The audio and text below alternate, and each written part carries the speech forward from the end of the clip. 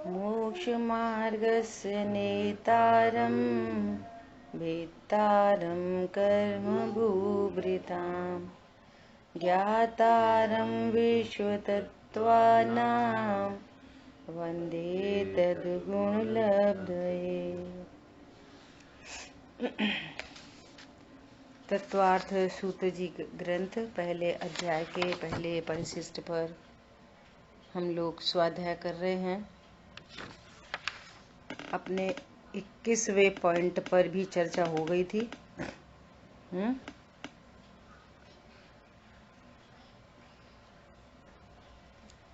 अभी अपन आज स्वाध्याय करेंगे 22 नंबर के पॉइंट पे।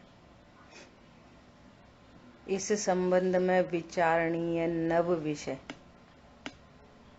तो अपनी सम्यक दर्शन से रिलेटेड चर्चा चल रही है। चौथे गुण स्थान में सम्यक दर्शन होता है कि नहीं, तो इसी संबंध में और अन्य भी विचार यहाँ पर रखे गए हैं। देखो प्रश्न, गुण के समुदाय को द्रव्य कहा है और संपूर्ण गुण द्रव्य के प्रत्येक प्रदेश में रहते हैं। ये भी बहुत इंपॉर्टेंट बात है। प्रत्येक प्रदेश पर अनंत गुण है। ऐसा एक पॉइंट रखो, निडिल ऐसा एक पॉइंट, तो यहाँ पर कितनी चीज है? यहाँ पर एक पॉइंट है। जैसे यहाँ सामने एक रखो, एक पॉइंट रखो, यहाँ पर लोक आकाश में कितनी चीज है? एक पॉइंट पे पूरे 6 के 6 द्रव्य। जीव भी होगा यहाँ, पुद्गल, धर्म, धर्म, आकाश, काल। ऐसे अब यहाँ आ जाओ तो यहाँ पर कितनी चीज है एक पॉइंट पे? कि ये जो हमें दिखाई दे रहा है ये औदारिक देह, और इसी पॉइंट पे कार्मण शरीर, और इसी पॉइंट पे तेजस शरीर। ये तो भिन्न द्रव्य है। अब आत्मा में इसी पॉइंट पर जीव द्रव्य, और इसी द्रव्य पर ज्ञान गुण, श्रद्धा गुण, चारित्र गुण, एक ही पॉइंट पे, और अनंत गुणों की पर्याय। सब प्रत्येक प्रदेश पर, हर प्रदेश पर अनंत गुण है। ऐसा नहीं है एक गुण यहाँ, दूसरा गुण वहां, तीसरा गुण कहीं, चौथा गुण कहीं, ऐसा नहीं। प्रत्येक प्रदेश पर अनंत गुण। मिश्री के दृष्टांत से समझा जाता है कि जैसे मिश्री है, उसके अंदर बाहर ऊपर नीचे सर्वांग में सब जगह सफेदी, स्पर्श, रस, गंध, वर्ण, गुण और उन गुणों की पर्याय। रस गुण और रस गुण की पर्याय कहाँ पे है? सर्वांग में। स्पर्श गुण और स्पर्श गुण की पर्याय कहाँ पे है? मिश्री में। सर्वांग में, अंदर बाहर ऊपर नीचे जहां देखो, एक निडिल डालो तो वहां पर मिश्री नामक द्रव्य, उसके अनंत गुण और उसके अनंत पर्याय। अस्तित्व गुण कहाँ पर? वस्तुत्व कहाँ पर? सर्वांग में। ये से समझना, ठीक है। तो क्या बोल रहे हैं कि संपूर्ण गुण द्रव्य के प्रत्येक प्रदेश में रहते हैं, प्रत्येक प्रदेश में। ऐसे अपन एग्जाम्पल समझने के लिए भी चर्चा करते ना, कि अचानक से एकदम भय हुआ, एकदम डर लगा, तो डर कहाँ पे लगता है? दिल में, दिमाग में, हाथ में, पैर में। कहाँ लगता है डर? सर्वांग में। जैसे स्वेटिंग हो जाए, वो एकदम डर से काम गए तो पसीना छूट गया, तो कहाँ पे छूटता? सर्वांग में। अरे हमारे तो रोए खड़े हो गए। कहाँ के? सब जगह। ऐसा ऐसे आनंद होता तो कहाँ पर? दिमाग में, दिल में। ऐसे आनंद भी सर्वांग में होता। सर्वांग अमी है बरस रहा, है ना, सर्वांग में। तो सम्यक चारित्र गुण भी सर्वांग में, और चारित्र गुण की सम्यक पर्याय भी सर्वांग में, आनंद की पर्याय भी सर्वांग में, और दुख की पर्याय भी सर्वांग में। हमारी बात समझ में? भय भी सर्वांग में। क्यों? कि प्रत्येक, अभी तो यहाँ गुण की बात चल रही है, ऐसे पर्याय भी कहाँ होती है? हर प्रदेश पर। ज्ञान गुण की पर्याय कहाँ पर है, कहाँ से उत्पन्न होती है? हर प्रदेश में, प्रत्येक प्रदेश में ज्ञान की पर्याय। ऐसा इसलिए यदि आत्मा का एक गुण सम्यक दर्शन छायक हो जाए तो संपूर्ण आत्मा ही छायक हो जाना चाहिए और उसी क्षण उसकी मुक्ति हो जानी चाहिए।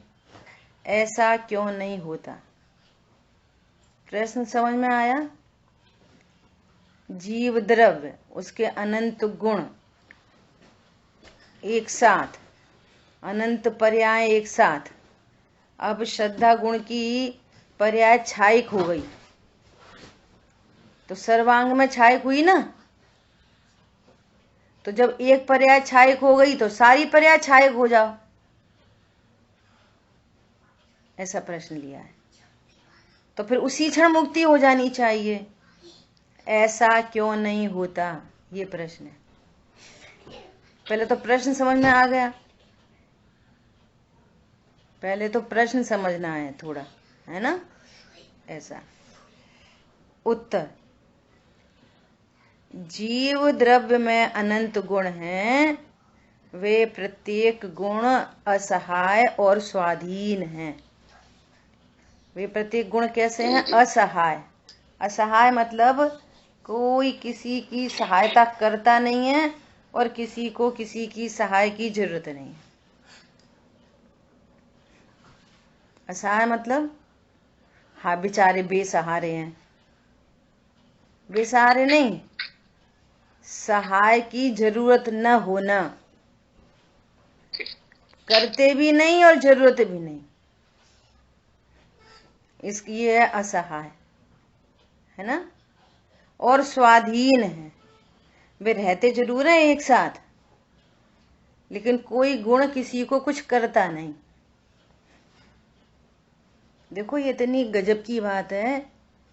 अपन कहते ना अपनी इंटेलिजेंसी, हमने तो ऐसा समझ लिया।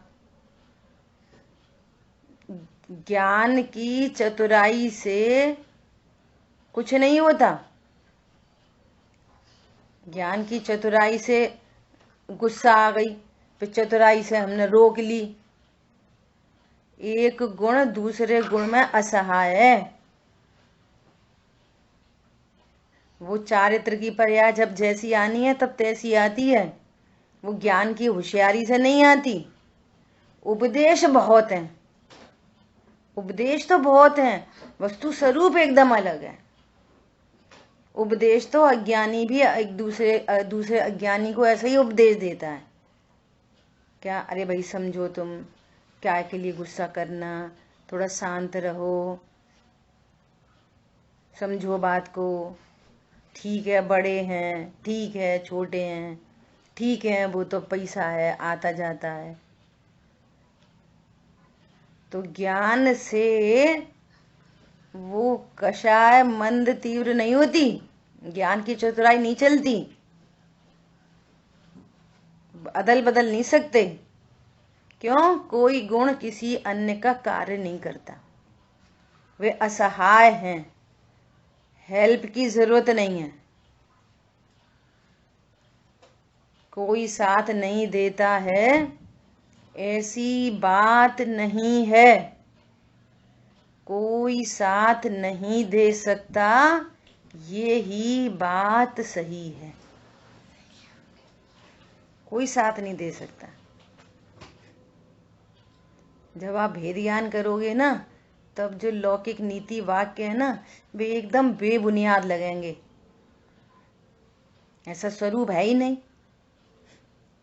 भैया कोई का तुम सुख नहीं बांट सको तो दुख तो बांटने चाहिए। बांट ही नहीं सकते, बांटने का चाहिए।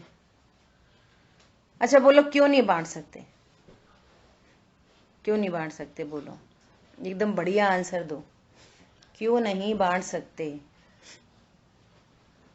बांट सकते नहीं, ये नहीं, ये वाला आंसर नहीं चाहिए। हाँ बोलो। क्योंकि प्रत्येक जीव की अपनी सीमा होती है। हर जीव द्रव्य गुण पर्याय से मतलब अलग अलग है। ठीक है, तो हम नजदीकी आंसर है। प्रत्येक द्रव्य स्वाधीन है। बोलो। जी एक द्रव्य से दूसरे द्रव्य में अत्यंता भाव है, वो कुछ कर ही नहीं सकता। देखो द्रव्य वो अंदर, हाँ, वो जो दुखी हुआ है ना, वो न तो पर के कारण दुखी हुआ और न पर के कारण सुखी होएगा। अगर पर से दुख होता तो दुख बांटा जा सकता था। ये है, अत्यंता भाव तो है ही, एक दूसरे को असहाय हैं, कुछ कर नहीं सकते, वो तो पॉइंट बनाया है। लेकिन क्यों? क्योंकि यदि वो हमारे कारण दुखी हुआ होता तो हम उसका दुख बांट लेते। कोई किसी के कारण दुखी हुआ होता तो उसका दुख बांट लिया जाता। वो दुखी हुआ ही नहीं है किसी के कारण से, कोई कैसे दुख बांटेगा? अच्छा, स्वयं ही भेद ज्ञान करे तो स्वयं ही सुखी हो जाएगा। तो अब बांटा बूटी कैसे होगी? फिर बांट ही लें, फिर सब लोग आपस में मिल गए तो कोई कहाँ बांट पाता है। अब सुनना, उसको उपदेश दिए जा रहे, मान लिया लौकिक उपदेश, दुनिया में लौकिक वाले लौकिक उपदेश दे रहे, पारलौकिक वाले पारलौकिक उपदेश दे रहे, लेकिन समझ तो उसकी है। वो समझेगा स्वयं से तो स्वयं से स्वयं ही अपने दुख को बांट लेगा। स्वयं ही लौकिक उपदेश भी वो समझे तब ना, और पारलौकिक उपदेश दिए जाए तो वो समझे तब ना। तो स्वयं ही दुखी हुआ अपनी विपरीत कल्पनाओं से, तो स्वयं ही सुखी होगा सम्यक विचारों से। कोई किसी को नहीं बांट, योग्यता पर डिपेंड करता है। योग्यता पे तभी काम करेगा ना जब उसका उपादान शक्ति हो उसके। बहुत बढ़िया। इसका ही तो अर्थ है कि निमित्त कहाँ बांट सक रहा है, कोई किसी का दुख कहाँ बांट पा रहा है, यही अर्थ है उसका इंटरनली। ना कोई सुख बांट पा रहा कि भैया तो हमारे दुख में तो नहीं आए, सुख में तो बांटने आ जाते, हमारे घर में इतने दिनों के बाद इतना खुशी का काम हुआ था। तो कौन बांटे तुम्हारा सुख और कौन बांटे दुख? जिस चीज को एंगल करके आपकी कषाय मंद हो रही है, आपको सुख हो रहा है, जरूरी तो नहीं है कि उसी बात को एंगल करके किसी दूसरे को भी आनंद हो। अरे और तो छोड़ो, मैंने सब बहुत बार देखा है, बहुत बार। जैसे मुझे कोई पर्टिकुलर प्रवचन में कोई पर्टिकुलर चीज बहुत अच्छी लगी, एकदम ज्ञान प्रसन्न हुआ, सो अपन ने उस क्लिपिंग को उतने समय को नोट किया कि 100 एंड 100 10 मिनट 2 सेकंड पे ये वाली बात पंडित साहब ने कही है, और अपने वो प्रवचन दूसरे को भेज दिया। तो जितना आनंद हमको हुआ उतना आनंद दूसरे को ही हो जाए? नहीं होता। उसके ज्ञान में भी वो गेय बन जाए ना प्रॉपर, जैसा अपने को गेय बना, और अपने को उसमें से कोई बहुत बहुत मर्म की बात, भेद विज्ञान की बात अपने को क्लिक हुई, जरूरी नहीं है उन्हीं वचनों से दूसरे को क्लिक हो जाए, कोई जरूरी नहीं। दूसरी बात, अपने को ही वो क्लिप सुनकर जो पहली बार आनंद हुआ, जरूरी नहीं है दूसरी बार भी उतना ही आनंद आ जाए। अब खुद को ही बोलो, ये असहाय, एक गुण दूसरे गुण के लिए क्या है? असहाय होता है, स्वाधीन है, स्वाधीन है। श्रद्धा सम्यक हो गई, अब छायक सम्यक दृष्टि हो गई। अब चारित्र कब छायक होएगा? स्वाधीन है वो, तब होएगा अपने क्रमबद्ध में, तभी होएगा। अंतर मुहूर्त में हो सकता है। छायक सम्यक दर्शन हुआ, अंतर मुहूर्त में छायक चारित्र हो जाए, अंतर मुहूर्त में वो छायक ज्ञान हो जाए, तो अंतर मुहूर्त का टाइम तो लगा ही ना। सम्यकपना सब में एक साथ आएगा, लेकिन पूर्णता में क्रम पड़ेगा। पूर्णता में सब सारे गुण स्वाधीन है, सारी प्रयास स्वाधीन है पूर्णता के लिए। सम्यकपना आगे पीछे नहीं होगा, सम्यकपना एक साथ, आगे पीछे नहीं, लेकिन पूर्णता योग्यता प्रमाण, ऐसा। और जब छायक प्रकट होएगा ना, तो श्रद्धा तो हमेशा ही छपक श्रेणी आरोहण होने से पहले श्रद्धा तो छायक होगी, तभी छपक श्रेणी आरोहण हो गया। श्रद्धा छायक नहीं है, श्रद्धा तो सदैव छायक पहले होती है, तब छायक वीतरागता होती है, तब छायक ज्ञान होता है। पहले छायक सम्यक दर्शन, फिर पूर्ण वीतरागता, कोई छायक वीतरागता कह लो, और पूर्ण केवल ज्ञान को ही छायक ज्ञान कहते हैं। तो पहले छायक सम्यक दर्शन हुआ, श्रद्धा कंप्लीट हुई, फिर चारित्र कंप्लीट हुआ, और तब ज्ञान कंप्लीट होता है। ऐसा क्यों हो रहा है? तो आंसर कहां से कर रहे हैं?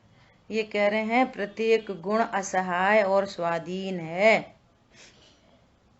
देखो बहुत सरल एग्जाम्पल है, जैसे ईएनटी स्पेशलिस्ट होते हैं ना, ईएनटी,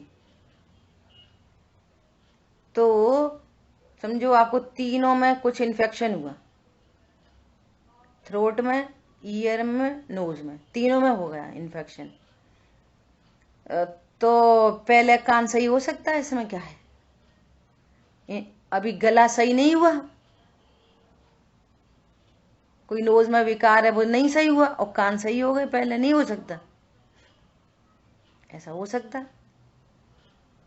लेकिन यहाँ पे तो प्रदेश न्यारे न्यारे हैं, नाक के प्रदेश न्यारे हैं, कान के न्यारे हैं, गले के न्यारे हैं, लेकिन आत्मा में उनके प्रदेश न्यारे नहीं है। एक ही प्रदेश पे छायक सम्यक दर्शन है, और उसी प्रदेश पे अनंतानुबंधी के अभाव रूप वीतरागता है, और उसी प्रदेश पे अप्रत्यख्यान प्रत्यख्यान संजुलन संबंधी राग है, एक ही प्रदेश पे। क्या कहा? उन्हीं प्रदेशों में छायक सम्यक दर्शन, उन्हीं प्रदेशों में सम्यक ज्ञान, उन्हीं प्रदेशों में जितनी वीतरागता प्रकट हुई उतनी वीतरागता, और उन्हीं प्रदेशों में राग, एक ही प्रदेश पे सब कुछ। कैसे? इसका भी दृष्टांत समझो। कैसे? कि पानी को गर्म किया, समझो 40 डिग्री गर्म किया, तो उन्हीं प्रदेशों में ठंडक, ऐसा नहीं है ठंडक कहीं और है गर्मी कहीं और है, पानी के उन्हीं प्रदेशों में ठंडक है, उन्हीं प्रदेशों में गर्माहट है, और नींबू निचोड़ दिया जाए तो उन्हीं प्रदेशों में खटास है, और लाल रंग डाल दो तो उन्हीं प्रदेशों में लाल रंग है, और उन्हीं प्रदेशों में चीनी डाल दो तो मिठास है, और उन्हीं प्रदेशों में नमक है। इतनी सारी चीजें एक साथ हो सकती नहीं। अब सारी चीजें डाल दो, फिर एक निडल से ऐसा निकालो, तो जितना पानी आ गया तो उसमें कितनी चीज है? सब। वो कहां पर है बे? सर्वांग में। लाल रंग भी सर्वांग में, पानी भी सर्वांग में, उसकी गर्माहट भी सर्वांग में, उसकी शीतलता भी सर्वांग में, उसमें चीनी भी सर्वांग में, नमक भी सर्वांग में, खटास भी सर्वांग। ऊपर नीचे आगे पीछे सेटल वेटल नहीं होते। बोलो कितना, मतलब द्रव्य गुण पर्याय का कंसेप्ट आप जितना समय लगाओगे, जितना समय लगाओगे उतना आनंद आएगा। इस कंसेप्ट की पार नहीं पड़ती, जितना समय लगे, जैसे कहते जितना गुड़ डालो उतना मीठा, उतना आनंद आता है। देखो क्या बोल रहे हैं, प्रत्येक गुण असहाय और अस्वाधीन है, इसलिए एक गुण की पूर्ण शुद्धि होने पर दूसरे गुण की पूर्ण शुद्धि होनी ही चाहिए, ऐसा नियम नहीं है। आत्मा अखंड है, इसलिए एक गुण दूसरे गुण के साथ अभेद है, प्रदेश भेद नहीं है, किंतु पर्यापेक्षा से प्रत्येक गुण की पर्याय के भिन्न भिन्न समय में पूर्ण शुद्ध होने में कोई दोष नहीं है। वस्तु भेदा भेद है। वस्तु कैसी है? भेदा भेद। तो अभेद जो कहा जाता है, वो अभेद का एंगल क्या है कि प्रदेश भेद नहीं है। द्रव्य में रहने वाले गुण, रहने वाली पर्यायों में प्रदेश भेद नहीं है। कहीं पे ज्ञान गुण की पर्याय, कहीं पे श्रद्धा की, कहीं पे चारित्र की। जहां ज्ञान गुण की पर्याय वहीं श्रद्धा की, वहीं चारित्र की। जहां ज्ञान गुण है वहीं अस्तित्व गुण है, वहीं जीवत्व शक्ति है, वहीं पर सर्वगत शक्ति है, सब वहीं। प्रदेश भेद नहीं होने से अभेद। अब भेद का एंगल क्या है बोलो, कौन बताएगा? अभेद का एंगल तो ये है कि प्रत्येक प्रदेश पे सब कुछ है, प्रदेश भेद नहीं है। द्रव्य गुण पर्याय में प्रदेश भेद नहीं होता। कहीं पे द्रव्य, कहीं पे गुण, कहीं पे पर्याय। ऐसी उत्पाद व ध्रुव युक्तम सत, तो उत्पाद के प्रदेश कहीं और, व्यय के कहीं और, ध्रुव के कहीं और, ऐसा नहीं होता। जहां उत्पाद है वहीं पे व्यय है, वहीं पे ध्रुव है, प्रदेश भेद नहीं होता, इसलिए अभेद। अब भेद का क्या एंगल है बोलो, कौन बताएगा? पर्याय की अपेक्षा भेद रहेगा। हाँ, भेद रहेगा। तो वो एंगल क्या है? भेद क्यों है? पर्याय अपेक्षा तो है ही भेद, लेकिन वो भेद का हेतु क्या है? पर्याय प्रतिक्षण बदल रही है, नई नई आ रही है, तो वो ट्राई करेंगे थोड़ा सा और। निताशा जैन, तुम सुन रही हो? बोलो। लघुत्व गुण है।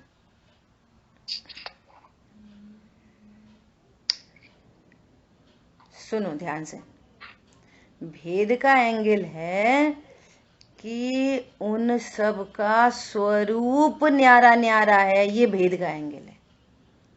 प्रदेश भेद तो नहीं है, लेकिन स्वरूप भेद है। पहले अपनी कई बार चर्चा हो चुकी। द्रव्य का स्वरूप न्यारा है, गुणों का स्वरूप न्यारा है, और यदि उनमें भेद नहीं होता तो द्रव्य गुण पर्याय संज्ञा ही नहीं होती। सारे मसालदानी में अगर एक ही मसालदानी में मसाले हैं तो नेचर वाइज अपन मसाले करें, लेकिन हल्दी अलग है, मिर्ची अलग है, तभी तो 7 मसाले बोल रहे। धनिया का नेचर अलग है, हल्दी का अलग है, गरम मसाला अलग है, मेथी अलग है, जीरे अलग है कि नहीं अलग अलग? यदि वो एक ही होते, अगर एक ही होते तो ये ज्ञान गुण, ये श्रद्धा गुण, चारित्र गुण क्यों कहते? कुछ एक ही होता, फिर अनंतता नहीं बनती। कह रहे अनंत गुण मतलब भेद है उनमें, तभी तो अनंतता बन रही है। यदि भेद नहीं होता, सर्वथा ही अभेद होता, तो अनंतता किधर से आती? सबके नाम अलग अलग हैं, सबके काम अलग अलग तो जितने प्रदेश हैं तो वो सब अलग अलग ही हुए। हाँ, प्रदेश सब अलग अलग है, तभी असंख्यात प्रदेश बोल रहे हैं। मतलब उनके सबके स्वरूप अलग अलग हुए। प्रदेश एक प्रदेश है, वैसा ही दूसरा प्रदेश है, वैसा ही तीसरा प्रदेश है, लेकिन वे अलग अलग हैं, तभी तो उनको कह रहे हैं कि असंख्य प्रदेश हैं। ये प्रदेश भेद अभेद की बात हो गई। और असंख्य प्रदेश भी ऐसे नहीं है कि वे बिखर जाएं, सो अलग अलग हैं। जैसे इंडिया, यूनिटी इन डाइवर्सिटी। वो महाराष्ट्र वाले से पूछो तुम कौन हो तो बोलता है भारतीय, और मध्य प्रदेश वाले से पूछो तुम कौन हो तो बोलता है भारतीय। तो भारत की अपेक्षा अखंड एक राज्य है, एक देश है, राज्य नहीं एक देश है, और भारत में ही उत्तर प्रदेश, मध्य प्रदेश, अरुणाचल प्रदेश वगैरह वगैरह, वो प्रदेश न्यारे न्यारे हैं कि नहीं, लेकिन फिर भी अभेद है, एक अखंड भारत है। तो ये प्रदेश सापेक्ष हो गया भेद अभेद, ये प्रदेश की सापेक्षता में, क्षेत्र की सापेक्षता में भेद अभेद हो गया। लेकिन अपन गुणों की सापेक्षता में देखें तो गुण तो सब न्यारे न्यारे हैं, लेकिन रहते कैसे हैं? अखंड। जैसे सारे प्रदेश वाले कहते हैं हम भारतीय हैं, ऐसे भी सारे गुण कैसे हैं? अखंड। तो ये अभेद की अपेक्षा क्या है? प्रदेश अपेक्षा से अभेद कहा जाता है। और संख्या और प्रयोजन अपेक्षा से भेद होता है। भेद है वस्तु में, क्योंकि नाम अलग अलग हैं, उनके काम अलग अलग हैं, उनका स्वरूप अलग अलग है। द्रव्य नित्य है और पर्याय अनित्य होती है। तो द्रव्य और पर्याय का स्वरूप न्यारे न्यारे हो गया कि नहीं? लेकिन प्रदेश भेद नहीं है। उन्हीं प्रदेशों पे द्रव्य और उन्हीं प्रदेशों पे उत्पाद है उन्हीं प्रदेशों में। अब देखो अपन थोड़ी सी आगे बढ़ के बात कर रहे हैं। अध्यात्म में जो इस स्वरूप को नहीं समझ पा रहा, तो ये अध्यात्म है, जो अध्यात्म कहता है कि कर्म राग आदि रहते बार, ये अध्यात्म है, ये प्रयोजन की सिद्धि है। गुरुदेव श्री ने तो ऐसा तक कहा कि राग के प्रदेश भिन्न है। और कर्ता कर्म अधिकार में भी कुंद आचार्य देव ने ये वाली बात कही कि राग के प्रदेश भिन्न है। क्यों कह रहे हैं प्रदेश भिन्न है? कि तू उनका लक्ष्य छोड़ के तू त्रिकाली ध्रुव का आश्रय कर। अपने ही तो राग है, अपन ही तो कर रहे, अपने में ही तो मिल गया, और राग की वजह से ही तो आत्मा शुद्ध है। सुन, राग द्रव्य को छूता नहीं है। ये सब प्रयोजन भूत चर्चाएं हैं। और जिसको ये आगम का द्रव्य गुण पर्याय का कंसेप्ट क्लियर हो, तो उसको प्रयोजन परख उस बात को स्वीकार करे, तो इसको रत्नत्रय की प्राप्ति होती है। और मूल कंसेप्ट पता नहीं हो तो फिर यहाँ पर आभास होते हैं। समझ आई बात?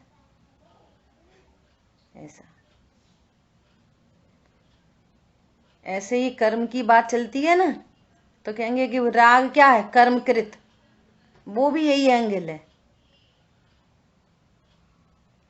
कि राग तो हो रहा, अरे वो कर्मकृत है, जीवकृत नहीं है। तू तो आनंद कर।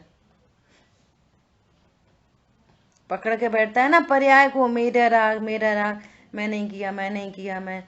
अच्छा ठीक है, हम ध्रुव तो हैं, तो किन्ने किया? अब वो कर्म के उदय से होता है। चल तू रिलैक्स हो जा, एक बार तो रिलैक्स हो जा। वो जितना होता है उतना ही होता है, हटाने मिलाने से नहीं। तू तो ध्रुव का आनंद कर। तू तो वो, ये सारे एंगल हैं अध्यात्म के। अध्यात्म के एंगल से पूर्व या आगम का पूरा स्वरूप भली भांति ज्ञान में होना चाहिए। वो अपेक्षा गौड़ होती है, अभाव नहीं होता उसका। और जो समझते नहीं है ना, तो उनको ये आता है। माँ पे तो ऐसा कह रहे कि गुरुदेव श्री ऐसा कहते, कर्म जीव को राग कराए, और जो ऐसा जाने तो मिथ्या दृष्टि।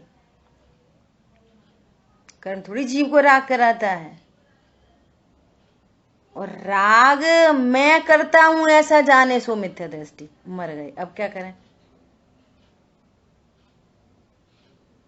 बोलो। अच्छा, कर्म नहीं कराता तो अपन तो करते ना। फिर राग को अपना स्वरूप जाने सो मिथ्या दृष्टि। बोलो, ऐसा स्यादवाद है। इसलिए बड़े बड़े ज्ञानियों को, जिनको लोक में कहते हैं बड़े बड़े साहित्यकारों को, ये स्यादवाद समझ में नहीं आया। एक ही वस्तु नित्य भी है, वो ही अनित्य है। या तो नित्य कहो या फिर अनित्य कहो। अरे वस्तु का स्वरूप नहीं है, वो नित्य नित्यात्मक ही होती है। लोक में हजारों एंगल से ये वाली बात प्रूव होती है। सोना ध्रुव है, सोना सोना बना रहता है, और पर्याय में उत्पाद व्यय होता है, परमानेंसी विद द चेंज। ये वस्तु स्वरूप है। इस मनुष्य देह में आया तो प्रति समय परिणमन चल रहा है, लेकिन मनुष्यत्व का कहाँ अभाव हो रहा है। मनुष्य पना वही का वही, और अब छोटे हो गए, बड़े हो गए। पहले तो बहुत शैतान था, बहुत सज्जन हो गया। पहले तो इतनी गुस्सा आती थी, देखो अब कितना शालीन हो गया है। वही का वही, वही का वही रहते हुए पूरा बदलता है, पूरा। भाई साहब तुम तो पूरे ही बदल गए। तो भाई साहब तुम तो कहाँ है फिर? ये कोई दूसरा मनुष्य है? वही मनुष्य है, मनुष्य वही है और पूरा बदल गया। शरीर के ये डिजिट होते हैं ना, वो मैं भूल जाती हूँ।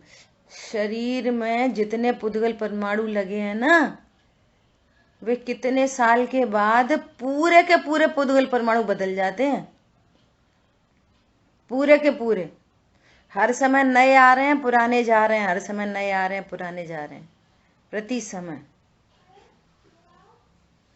जो बाल अभी है ना, अब आप 4 महीने के बाद बाल देख रहे हो, जो वो वाला नहीं है जो 4 महीने पहले था।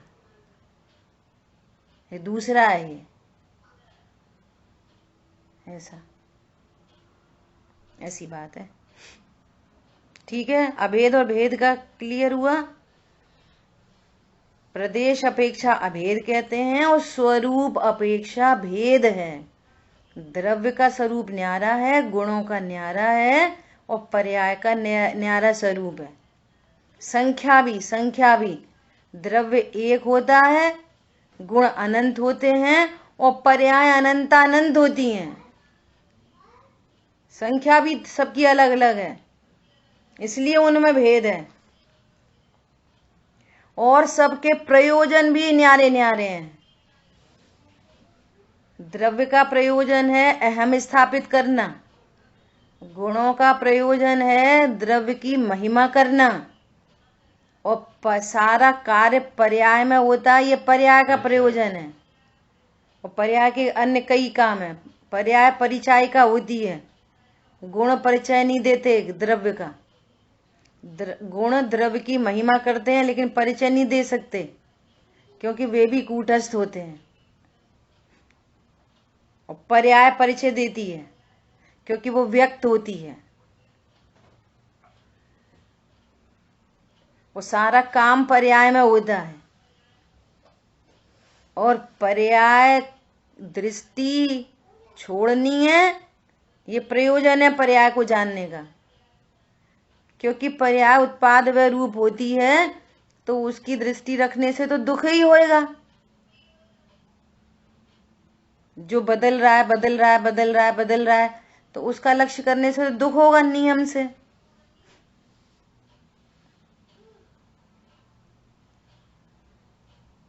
देखो, ज्ञानी जीवों को भी जितना उनको चेंज का पता है, तो वो चेंज उन्हें सुख देता है, दुख नहीं देता। अज्ञानी को भी,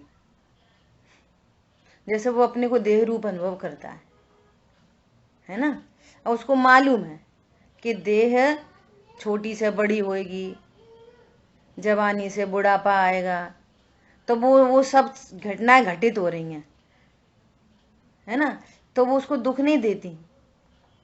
क्यों नहीं देती? मालूम है ना कि ये तो चेंज होता है। सबको ये बातें करो, और भैया कैसी क्या चल रही, अब देखो बुढ़ापा है, बुढ़ापा, अब तो ये बुढ़ापे का ही स्वरूप है, अब तो ठीक है जितनी चल रही कट रही। क्योंकि क्यों? अब वो तो बुढ़ापे में तो यही होता है, अब वो हो रहा है उसके साथ में, और उसको स्वीकार भी है कि यही होता है। तो अनित्य का अनित्यपने स्वीकृति सुख देती है। क्या बोला? अनित्य को नित्य बनाने की कोशिश दुख देती है, स्वरूप से विरुद्ध सोच होती है वो दुख देती है। क्या बोला? जैसे किसी का धन चला जाए, उनको पता है कि पहले तो ये बहुत गरीब था और अब अमीर हो गया और फिर धन चला गया, तो वो उसको, अब ठीक है भैया धन तो आनी जानी चीज है, इसमें इतना ज्यादा क्या दुखी होना। और जो उसको नित्य भाषित होता है, नित्य है अनित्य और नित्य भाषित होता है तो दुखी होता है। ठीक है, मैं सुबह भूल गई प्रवचन भेजने के लिए। पंडित साहब का कल एक प्रवचन आया, करो नहीं कल्पना असंभव। अब यथार्थ स्वीकार करो। यथार्थ स्वीकार कर लोगे तो दुख होगा ही नहीं। यथार्थ स्वीकार करो, मैं देह नहीं, राग मेरा स्वरूप नहीं, पर द्रव्य मेरे लिए इष्ट अनिष्ट नहीं। यथार्थ स्वीकार कर लो। असंभव कल्पनाएं मत करो, ये अच्छा है, ये बुरा है, मैं शरीर हूँ, मेरे पत्नी बच्चे हैं, ये असंभव कल्पनाएं हैं। असंभव, इम्पॉसिबल। वो मेरे अनुसार हो जाए, वो तेरे अनुसार हो जाए, क्यों हो जाए? पूरी समय शक्ति, पूरी लाइफ इसमें चली गई कि वो मेरे अनुसार हो जाए। और जो असंभव कल्पना थी, एक था राजा एक था रानी, दोनों मर गए, खत्म कहानी। फिर दूसरी जगह कल्पना असंभव, फिर तीसरी जगह अकल्पना असंभव। ऐसे ऐसे लुढ़कते पुढ़कते तो इधर आ गया असंभव कल्पना करते करते। अब तो यथार्थ स्वीकार करो। कर्तापन का भाव न लाओ, निज हित का पुरुषार्थ करो। आंख मात्र देखती है, करती नहीं है, भोगती नहीं है। काय को व्यर्थ की कल्पना करते हो? ऐसा। ठीक है, अभेद का एंगल क्या है बोलो, कौन बताएगा? अभेद, वस्तु अभेद होती है। अभेद मतलब द्रव्य गुण पर्याय से वस्तु प्रदेश से नहीं, प्रदेश भिन्नता नहीं है। हाँ, ठीक है, प्रदेश भेद स्वरूप नहीं। से भेद। हाँ, स्वरूप अपेक्षा भेद है। देखो जैसे आप बोल रहे हो द्रव्य गुण पर्याय से, तो बोल तो रहे द्रव्य गुण पर्याय, यही तो हो गया स्वरूप भेद है। अपन वचन बोल रहे हैं भेद के और कह रहे हैं द्रव्य गुण पर्याय से अभेद है। देखो वचन कैसे आ रहे हैं, भेद वाले, और समझ रहे हैं अभेद। प्रदेश अपेक्षा अभेद है और द्रव्य गुण पर्याय स्वरूप अपेक्षा भेद होता है। प्रत्येक वस्तु में शरीर अपेक्षा अभेद है, लेकिन एक एक अंग का स्वरूप अपेक्षा भेद है। आंख का काम देखने का, नाक का सूंघने का, इंटरनल ऑर्गन में हार्ट का काम पंपिंग का, उसका ऑक्सीजन का भेजने का, किडनी का फिल्ट्रेशन का, सबका काम अलग अलग है, स्वरूप भेद है। जो लंग्स है वो किडनी नहीं हो सकते, किडनी है वो हार्ट नहीं हो सकती, हार्ट है वो दूसरा नहीं हो सकता, हड्डी खून नहीं हो सकता, खून। ऐसा स्वरूप सबका भेद है, स्वरूप में भेद है, लेकिन तो भी अभेद है। किडनी निकल के बाहर नहीं लटका सकते, अभेद रहना पड़ेगा उनको। स्वरूप अपेक्षा अभेद है, वो द्रव प्रदेश अपेक्षा अभेद है, और स्वरूप अपेक्षा भेद होने पर भी क्या बोल रहे हैं, इसलिए एक गुण दूसरे गुणों के साथ अभेद है, अर्थात प्रदेश भेद नहीं है, किंतु पर्यायपेक्षा से प्रत्येक गुण की पर्याय के भिन्न भिन्न समय में पूर्ण शुद्ध होने में कोई दोष नहीं है। श्रद्धा की पर्याय पहले पूर्ण शुद्ध हो गई, कोई चौथे गुण स्थान में छाय सम्यक ले लेता, कोई 5वें में ले लेता, कोई 7वें में ले लेता। तो श्रद्धा तो हमेशा ही पहले पूर्ण सम्यक होती है, ये नियम है। छायोपशमिक सम्यक दर्शन वाला तो श्रेणी आरोहण कर ही नहीं सकता, कर ही नहीं सकता। क्यों नहीं कर सकता?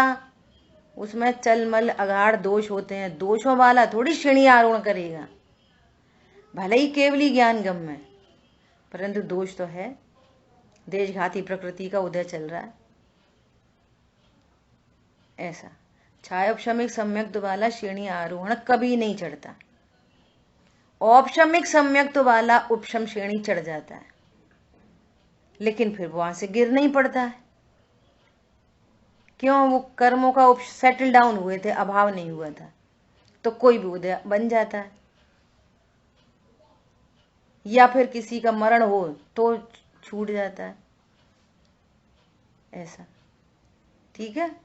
लेकिन छायिक सम्यक दृष्टि वो दोनों श्रेणी चढ़ सकता है। उपशम भी चढ़ जाता है और छपक श्रेणी तो चढ़ता ही है।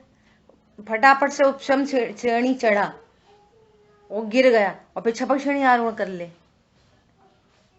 ऐसा तो छायिक सम्यक्त तो होना ही होता है पहले करणान योग से, और छायिक सम्यक्त होने के बाद छपक श्रेणी आरोहण हुआ तो मति श्रुत ज्ञान पूर्वक ही पूर्ण वीतरागी हो जाता है। पूर्ण वीतरागता कई नाम है। छायिक चारित्र, पूर्ण वीतरागता का नाम दूसरा नाम क्या है? छायिक चारित्र, पूर्ण सुख। और जब छायिक चारित्र हो जाता है तभी छायिक ज्ञान होता है। उससे पहले यदि छायिक ज्ञान हो जाए राग द्वेष के रहते, अल्प राग द्वेष के रहते, तो मुसीबत आ जाएगी। प्रकृति का ही नियम है ऐसा। हाँ, तो इनमें तो क्रम ही पड़ता है। इसलिए वो ये कह रहे हैं कि द्रव्य अपेक्षा से संपूर्ण शुद्धता प्रकट हो तब द्रव्य की संपूर्ण शुद्धि प्रकट मानी जाए, किंतु छायिक सम्यक दर्शन के होने पर संपूर्ण आत्मा छायिक होना चाहिए और तत्काल मुक्ति होनी चाहिए, ऐसा मानना ठीक नहीं है। और देखो बहुत गजब की बात, प्राकृतिक नियम कैसे बने हुए हैं। कितने गजब के नियम हैं। ऐसे नियम हैं कि कोई जीव केवली हुआ तो केवली बहुत तरह के हैं। कोई मुंह केवली होते, केवली हो गए, उनकी दिव्यधनी नहीं खिरी, मूग रहे और अपना आनंद ले रहे,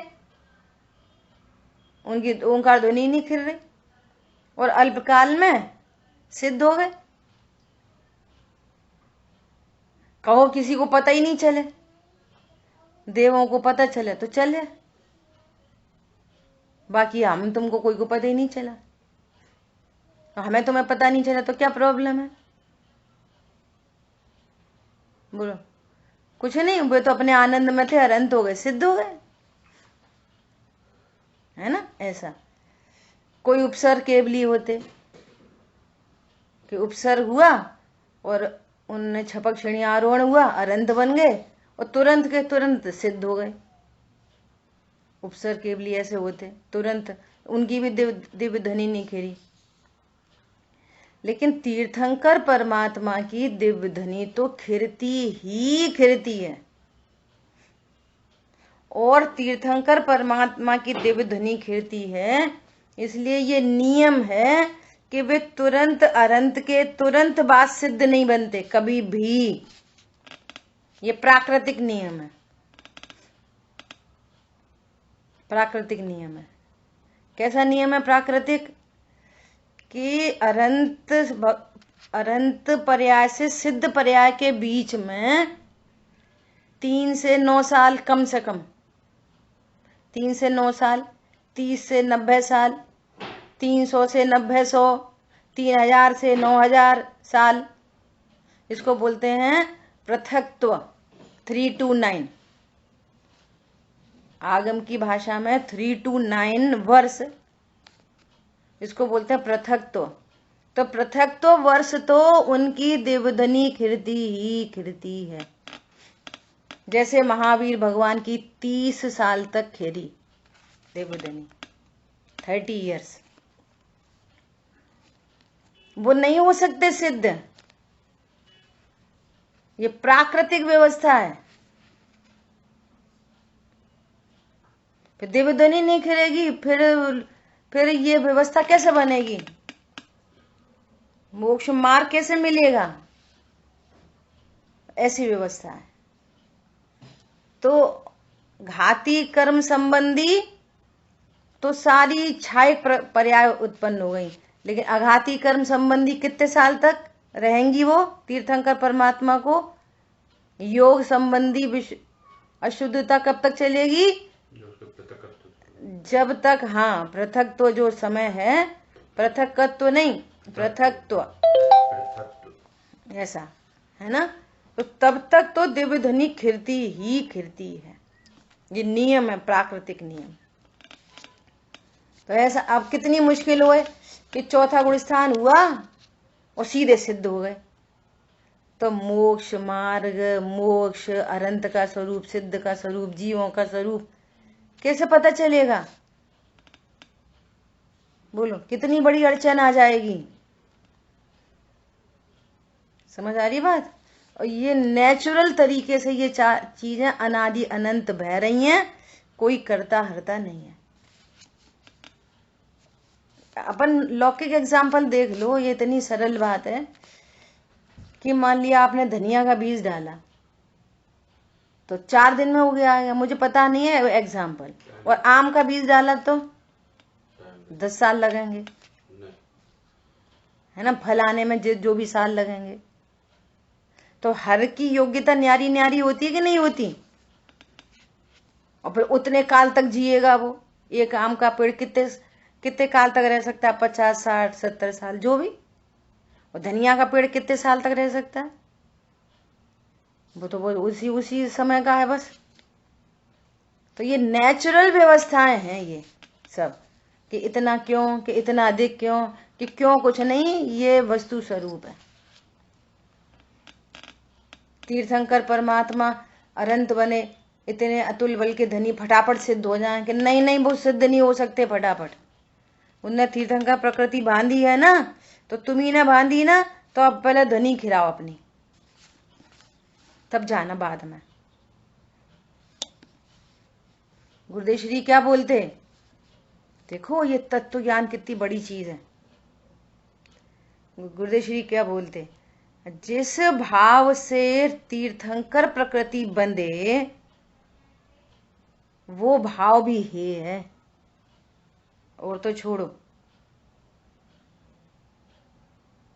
अब तीर्थंकर प्रकृति बंध जाए किसी को अभी, है ना, पहले तो बनती नहीं है पंचम काल में, मान लिया बंध जाए, तो मालूम है अब उसके 2 भाव कंपलसरी हो गए, अब जा नहीं सकता। मतलब एक एक जो परिणाम है ना, शुभ परिणाम, वो कैसा बंध का हेतु होता है। आपको अगर एक शुभ परिणाम की लगार है, तो एक की नहीं है, वो तत्व निर्णय का दोष है, वो निर्णय का दोष निकल के आएगा वो। नहीं ऐसे तो बंध है, पर तीर्थंकर प्रकृति तो बढ़िया है। तो तुमको बंध के बारे में विपरीत श्रद्धान है। दादा बोलते, छोटे दादा बोलते कि साहब आपका क्या तत्व ज्ञान, आप तो ऐसे, आप तो गुरुदेव श्री के साथ ही मोक्ष जाओगे। तो दादा ने अभी भी बोला था पंच कल्याणक में कि नहीं भैया मुझे नहीं जाना उनके साथ। है कैसी बातें करते हो आप, गुरुदेव श्री के साथ नहीं जाना चाहते? कि मैं क्यों जाना चाहूं उनके साथ? बे नियम से ऊपर के स्वर्गों में गए होंगे, और ऊपर के स्वर्गों में गए होंगे तो बहुत काल तक रहेंगे, जितना ऊपर स्वर्ग उतना बड़ा काल। तो मैं क्यों लटकू इतने काल तक? हम क्यों भावना भाए किसी के साथ की भावना, यही अपने आप में मिथ्यात्व है, सब स्वाधीन है। मतलब वो तीर्थंकर प्रकृति का भाव है, तो वो बंध तत्व है ना वो, तो तुम बंध को क्यों चाहते हो? ऐसे ही तुम साथ क्यों चाहते हो, जब प्रत्येक जीव स्वतंत्र है तो गुरुदेव श्री का साथ मिले तो गुरुदेव श्री क्या करेंगे, साथ में रहेंगे तो क्या करेंगे, तुम्हारे परिणामों का तुम्हें मोक्ष होएगा तो उनके परिणामों का उन्हें होएगा। और ये वाली बात हम अभी समझ रहे हैं, ये वाली बात हम अभी समझ रहे हैं। ये साथ की भावना तत्व ज्ञान से रहित और ये साथ की भावना निगोद ले जाती है। फिर मैं रहना एक साथ में, एक कमरे में 10 लोग नहीं, एक शरीर में अनंत लोग। फिर रहना साथ साथ उधर ही, साथ मरना और साथ जीना। पता नहीं है जीव को कि किन किन परिणामों से ये प्रकृति इसको कहाँ ले जाके छोड़ती है। अज्ञानता में बांधे हुए कर्म माफ थोड़ी करते हैं। अज्ञानता कोई बचाव थोड़ी है। इसलिए स्वाध्याय करना चाहिए, स्वाध्याय करना चाहिए, बहुत करना चाहिए। ठीक है, देखो ये वाली बात ठीक हो गई क्या, कि तत्काल मुक्ति होनी चाहिए ऐसा मानना ठीक नहीं है। ठीक है, समय अपना हो गया है, शेष चर्चा अपन आगे करेंगे। जिन वाणी के ज्ञान से सूझे लोकालोक, सो वाणी मस्तक नमो सदा देत हूँ दो। बोलिए द्वाशांग मई जिनवाणी माता की जय हो। जय जिनेन्द्र सभी को। जय जिनेन्द्र। जय जिनेन्द्र। जय श्री राम।